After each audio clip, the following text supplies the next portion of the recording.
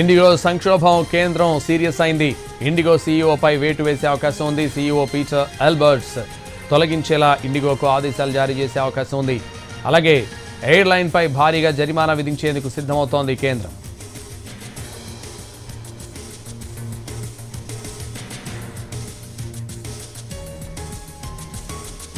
IndiGo సంక్షోభంపై కేంద్రం serious అయింది. IndiGo సీఈఓపై వేటు వేసే అవకాశం ఉంది. సీఈఓ పీటర్ ఎల్బర్ట్స్ ను తొలగించేలా ఇండిగోకు ఆదేశాలు జారీ చేసే అవకాశం ఉంది. అలాగే ఎయిర్లైన్పై భారీగా జరిమానా విధించేందుకు సిద్ధమవుతోంది కేంద్రం.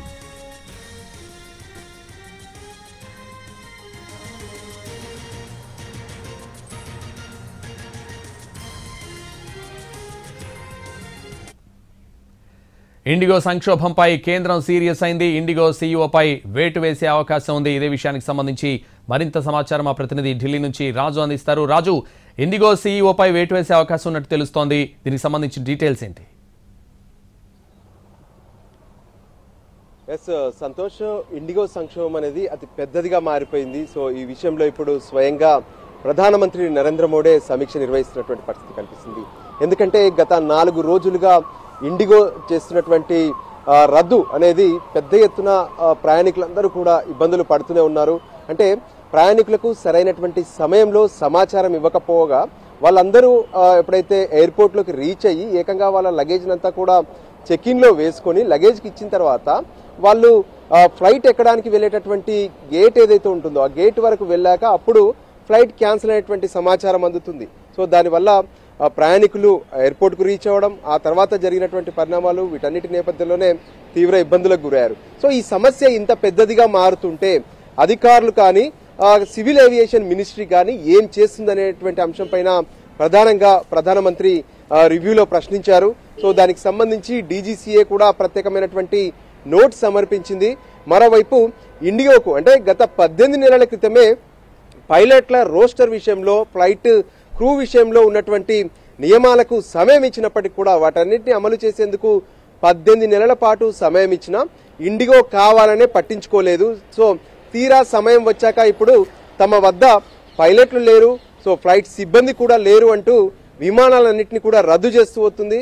సో ఫైనల్గా ఇప్పుడు ఎవరైతే గతంలో తీసుకున్నటువంటి డీజీసీఏ తీసుకున్నటువంటి ఎఫ్డిటిఎల్కి సంబంధించి అంటే ఫ్లైట్ డ్యూటీ సంబంధించినటువంటి ఆ టైం లిమిటేషన్ ఏదైతే ఉందో ఈ విషయంలో కూడా నిన్న రిలాక్స్ ఇస్తూ మళ్ళీ డీజీసీఏ నిర్ణయం తీసుకుంది.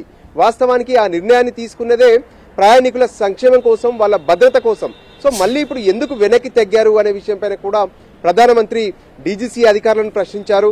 దాంతోపాటు సివిల్ ఏవియేషన్ మినిస్ట్రీకి సంబంధించినటువంటి ముఖ్యమైనటువంటి అధికారులను కూడా ప్రశ్నించారు. సో ఈ సమయంలోనే ఇండిగో ఎందుకు ఇంత నిర్లక్ష్యంగా వ్యవహరించిందనే దాని మీద ప్రత్యేకంగా చర్చ జరిగినట్టుగా తెలుస్తుంది. అందులో ఇండిగోకు సంబంధించినటువంటి ఇండియాకు సంబంధించినటువంటి సీఈఓ ఎవరైతే ఉన్నారో పీటర్ హిల్బర్ట్స్ అతన్ని తొలగించే దిశగా అడుగులు పడుతున్నాయి. సో దానికి సంబంధించి ఒక అధికారిక ప్రకటన కూడా వెలువడే అవకాశం కనిపిస్తుంది.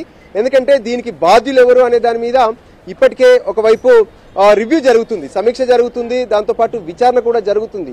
సో దీనికి సంబంధించి అధికారులకు అన్ని రకాలుగా సమాచారం ఇచ్చి మిగతా అన్ని ఎయిర్లైన్స్ వాళ్ళ పైలట్స్ కావచ్చు, వాళ్ళ క్రూను సెట్ చేసుకున్నారు. కానీ ఇండిగో మాత్రం లైట్ తీసుకుంది. సో ఈ లైట్ తీసుకోవడం వెనక బాధ్యులు ఎవరు అనే దాని మీద ఇప్పుడు ప్రధానంగా ఫోకస్ పెట్టారు. సో అందులో భాగంగానే ఇండిగోకు సంబంధించి మరికొన్ని రోజులైతే సమయం పట్టేలా ఉంది. సో ఈలోగా మరి ఇప్పుడు జరిగినటువంటి ఈ సంక్షోభాన్ని ఎలా సరిదిద్దాలనే అంశం పైన ఫోకస్ పెట్టినట్టుగా తెలుస్తుంది. అందులో భాగంగానే మొదట ఇండిగో సంబంధించినటువంటి ఇండియా సీఈఓను తప్పించడంతో పాటు ఇండిగో పైన పెద్ద ఎత్తున ఏ విధంగానైతే ఫైన్ వేసే అవకాశం కూడా కనిపిస్తుంది. ఇదంతటికీ పెద్ద ఎత్తున డ్యామేజ్ జరిగింది. సో దీన్ని ఖచ్చితంగా పూరించాల్సినటువంటి అవసరం ఉంది. ఇటువంటివి మళ్ళీ జరగకుండా ఉండాలంటే ఇండిగోకు ఒక సరైనటువంటి శిక్ష కూడా వేయాలి. సో అటువంటి శిక్ష అంటే అది ఫైన్ రూపంలో వేసే అవకాశం కూడా కనిపిస్తుంది. ఇక మరోపక్క గత 4 రోజులుగా ఇండిగోకు సంబంధించినటువంటి విమానాలు రద్దు అవుతుంటే మిగతా ఎయిర్లైన్స్ మాత్రం పెద్ద ఎత్తున వాళ్ళ విమానాలకు సంబంధించినటువంటి టికెట్ల రేట్లు పెంచుతూ వస్తున్నారు. ఏకంగా ఢిల్లీ నుంచి హైదరాబాద్ రావాలంటే ₹1,00,000 వరకు పేయాల్సినటువంటి పరిస్థితి నెలకొంది. సో ఈ నేపథ్యంలో దానికి సంబంధించి కూడా ప్రత్యేకంగా కొన్ని ఉత్తర్వులు జారీ చేశారు.